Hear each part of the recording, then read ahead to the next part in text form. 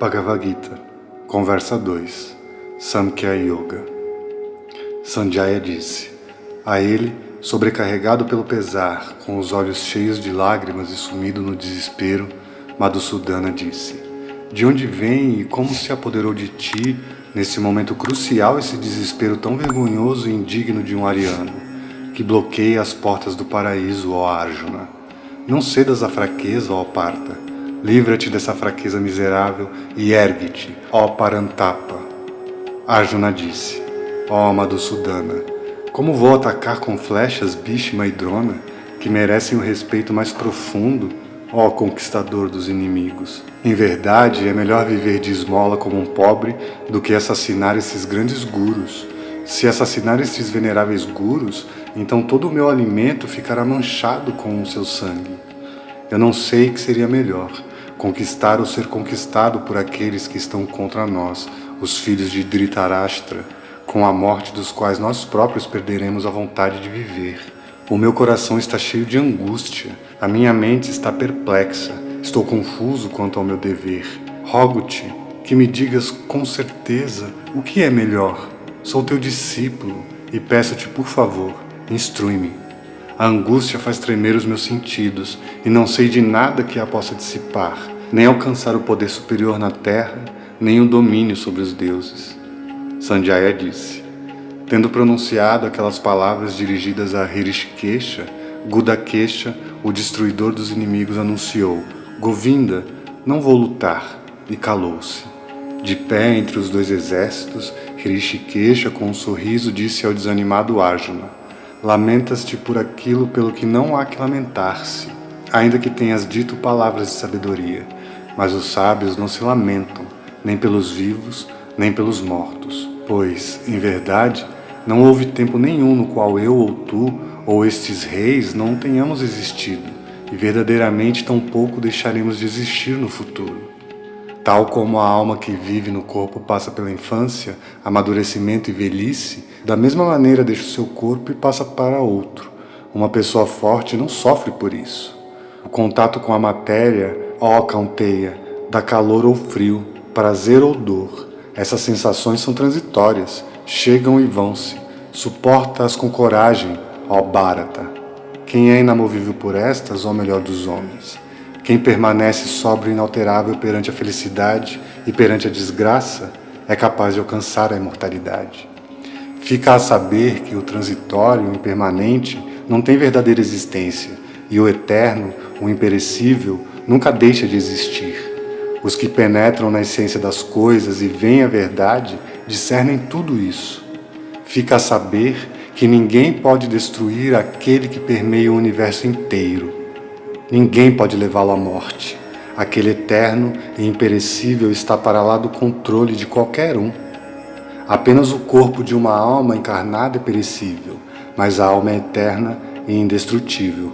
Por isso luta, ó Bharata. Aquele que pensa que pode matar e aquele que pensa que pode ser morto, ambos estão enganados. O ser humano não pode matar nem ser morto. O ser humano não aparece nem desaparece, uma vez tendo vindo a existir, nunca cessa de ser. O ser humano, uma alma imortal, não perece com a destruição do corpo. Quem sabe que o ser humano é uma alma indestrutível, eterna, não nascida e imortal, como pode matar, ó Partha, ou ser morto? Assim como o ser humano deixa sua roupa velha e põe uma nova, da mesma maneira deixa o seu corpo desgastado e se veste com um novo. Nada pode cortar uma alma. O fogo não a pode queimar, a água não a pode molhar, o vento não a pode secar.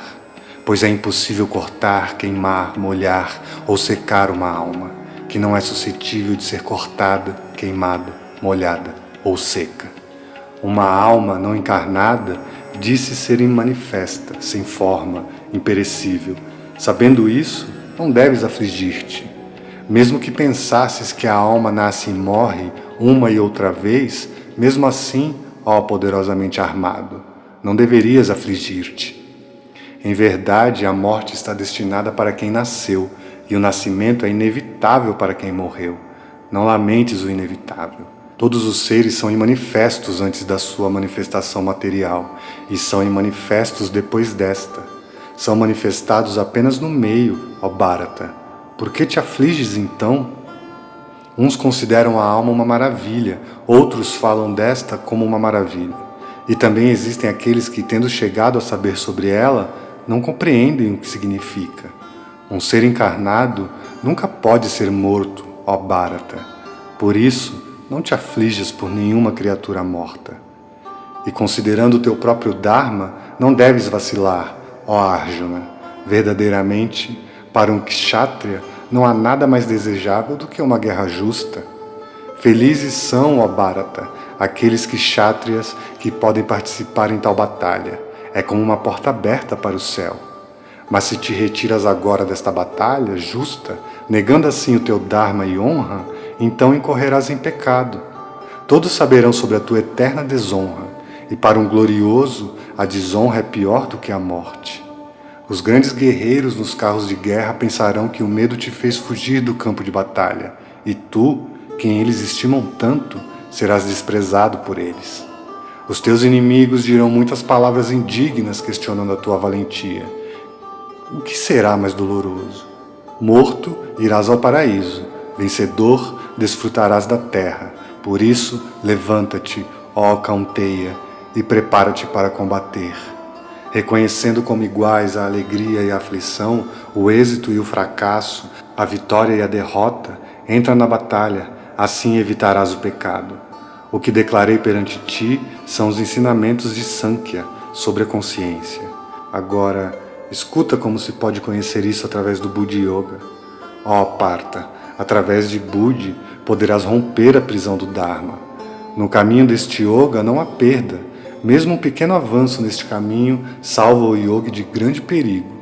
A vontade do determinado é dirigida firmemente a este propósito. Os impulsos do indeciso ramificam-se infinitamente, ó alegria dos curos. Floridas são as palavras das pessoas não sábias que seguem os Vedas literalmente, ó Partha. Elas dizem, para além disto, não há nada. As suas mentes estão cheias de desejos. A sua meta mais alta é o paraíso. A sua preocupação é uma boa reencarnação. Todas as suas ações e rituais estão direcionadas apenas para conseguir prazer e poder. Para aqueles que estão apegados aos prazeres e ao poder, que estão ligados a isto, a vontade decidida, dirigida firmemente ao Samadhi, é inacessível. Os Vedas ensinam sobre as 3 gunas. Transcende estas gunas, ó Arjuna. Se livre da dualidade e permanece constantemente em harmonia, indiferente às posses terrenas e enraizado no Atman. Para aquele que conheceu Brahma, os Vedas são tão úteis como um pequeno lago numa área inundada. Considera apenas o trabalho e não a recompensa por ele. Que o teu motivo para as ações não seja a recompensa, mas tampouco te entregues à inatividade. Renunciando ao apego pela recompensa pelo teu trabalho, torna-te igualmente equilibrado, tanto no êxito como no fracasso, ó Dhananjaya. Tal equanimidade é característica do yoga. Rejeitando incessantemente toda a atividade desnecessária com a ajuda do Buddha Yoga, ó Dhananjaya, aprende a controlar-te enquanto consciência. Miseráveis são aqueles que agem só por causa da recompensa pela sua atividade. Quem se entrega por completo ao trabalho, com a consciência, não obtém mais as consequências kármicas boas ou más de sua atividade. Por isso, entrega-te ao yoga. O yoga é a arte da atividade. Os sábios dedicados ao trabalho com a consciência libertam-se da lei do karma e da necessidade de encarnar de novo, obtendo a libertação total do sofrimento. Quando tu, como consciência, te libertas das redes da ilusão, tornas-te indiferente ao que ouviste e ao que ainda ouvirás. Quando transcenderes o encantamento pelos Vedas e te estabeleceres na paz do Samadhi, então alcançarás o Yoga. Arjuna disse: qual é a marca da pessoa que acalmou seus pensamentos e que se estabeleceu no Samadhi, ó Keshava? Como fala, caminha e se senta? O Senhor Krishna disse: aquele que renunciou a todos os desejos sensuais e, tendo penetrado profundamente no Atman, encontrou satisfação no Atman. Então, torna-se firme na sabedoria. Aquele cuja mente fica tranquila no meio das aflições, imperturbável no meio de prazeres, medo e ira, quem é firme nisso chama-se Muni. Quem não está apegado a nada terreno, quem ao encontrar-se com algo agradável ou desagradável não se regozija nem o detesta, estabeleceu-se no verdadeiro conhecimento. Retirando seus indrias dos objetos terrenos como uma tartaruga que recolhe as suas patas e a sua cabeça para a carapaça, alcançou a compreensão verdadeira. Aquele que percorre o caminho do desapego liberta-se dos objetos dos sentidos, mas não do gosto por estes. Contudo, até o gosto por estes desaparece naquele que conheceu o Supremo. Ó Kaunteya, os índrias agitados podem distrair até a mente de uma pessoa sábia que tenta controlá-los. Tendo domado os seus índrias, que esta pessoa entre em harmonia tendo-me a mim como meta mais alta, apenas aquele que sabe controlar os seus índrias possui a compreensão verdadeira. Se um regressa mentalmente aos objetos terrenos, inevitavelmente surge um apego a estes. Do apego nasce o desejo de os ter, e da impossibilidade de satisfazer tais desejos surge a ira. A ira causa a deformação total da percepção, e tal deformação causa a perda da memória. A perda da memória causa a perda da energia da consciência. Perdendo a energia da consciência, a pessoa degrada-se.